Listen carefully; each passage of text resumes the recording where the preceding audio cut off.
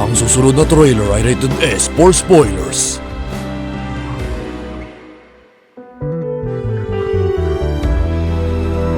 Mula sa direktor na sobrang busy na ng ilang taon sa GMA, inihahatid ang siyere na kung pinasok ng babae ang mundo ng iba, ang mga tauhan na naninirahan doon ay mas kakapalan pa ang mukha at magpatayan.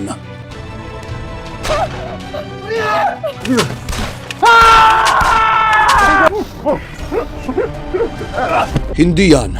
Yung konektado kila Ding Dong. Okay, balik ka naman magtrabaho sa Green Bones Direct. Widow's War. Napanood nyo na yung Widow's Web at Royal Blood, di ba? Ngayon, saluhin ng walang bagong version kung saan pinagbibidahan to ng once middle child na may speech sa isang family drama movie. Merong nakakasindak na impaktita na nagbabanta gamit ang barel. Merong minamahalang bida na naakusahan ng krimen. Merong lumpo na nakakatayo pala. May kaibigan na sumulpot at nagpakita lang at nadaan. May isang nagmamahal ng hayop. At syempre, ang murder. Pero, mas marami siya sa isa. Pero since alam nyo na yung takbo ng franchise, lahat ng malaking pasabog gaya ng reveal ng killer at yung iba pang napapakita sa huling 3 linggo kagaya rin ng pagkakabati ng mga magkaaway ay naipakita na sa unang 3 linggo ng palabas. Lahat para sa natitirang siyere ng mga crossover sa ilang teleserye ng GMA na parang ang mga artista nila ay nag-aaway sa behind the scenes ng kanilang Christmas Station ID.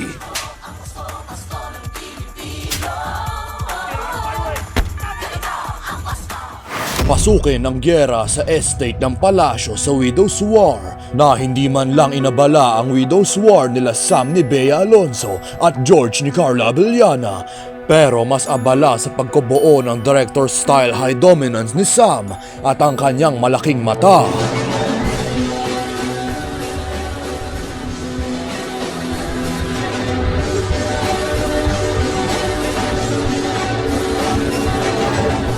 Habang si George ay laging tumatambay sa dulo kasama ang kanyang nanay na mild gold digger. At also abala din sa complex gay love triangles. Sa totoo lang, dito na ako mananatili. At saka nga rin pala, sister romance. Yes, sis.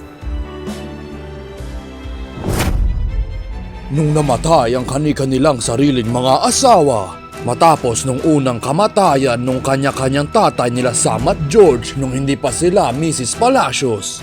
Humanda muna kilalanin ng mga Palacios, mayayamang pamilya na hindi naman masama sa totoo lang, pero isang masamang kaso lang ng Daddy's Girl Syndrome. Nagugat ang lahat ng kasamaan.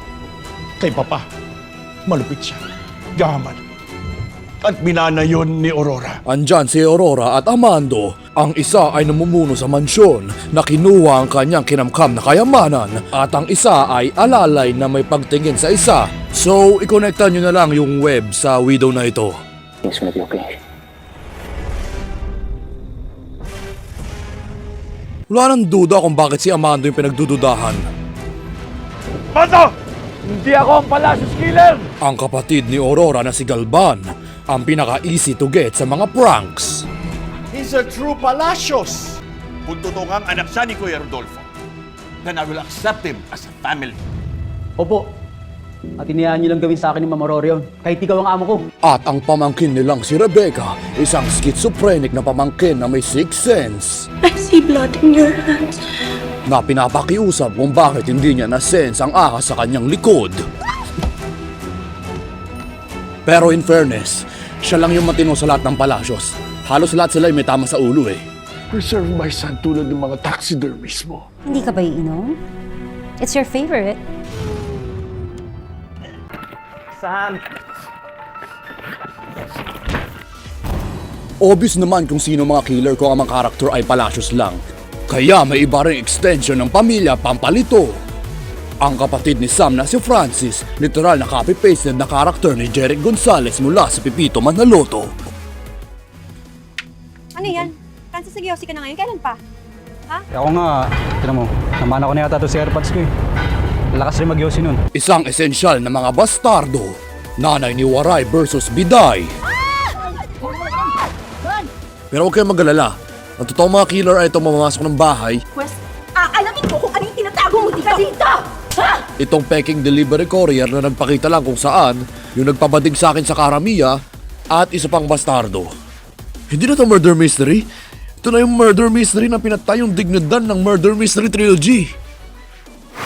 Kaya magdamayan sa isang serye na hindi nga eksaktong buong murder mystery kagaya ng inaasahan nyo. Tungkol ito sa Widow's War na hindi nga essentially agawa ng asawa hanggang nangyari siya. Bakit kita pinili? Iniwan ko pamilya para lang sa'yo. Pero pinapakita pa rin kung anong dapat asahan pag inimbita mo lahat ng nakarelasyon nyo sa isang pagtitipon. At pinapagyunita pa rin tayo mga nakatelebabad na magkasundo sa isang bagay. Ang theme song ng trilogy na ito ay laging bangers!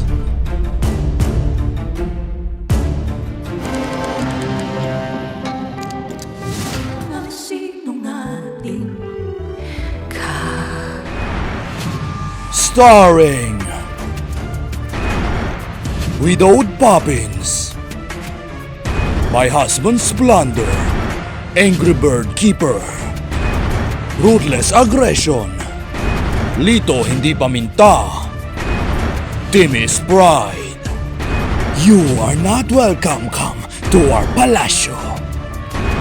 My special character. Solving! I am the Claus and I am a soldier. You are to Basil. Nail in the coffin. And nung nagsabi si Direk ng cut.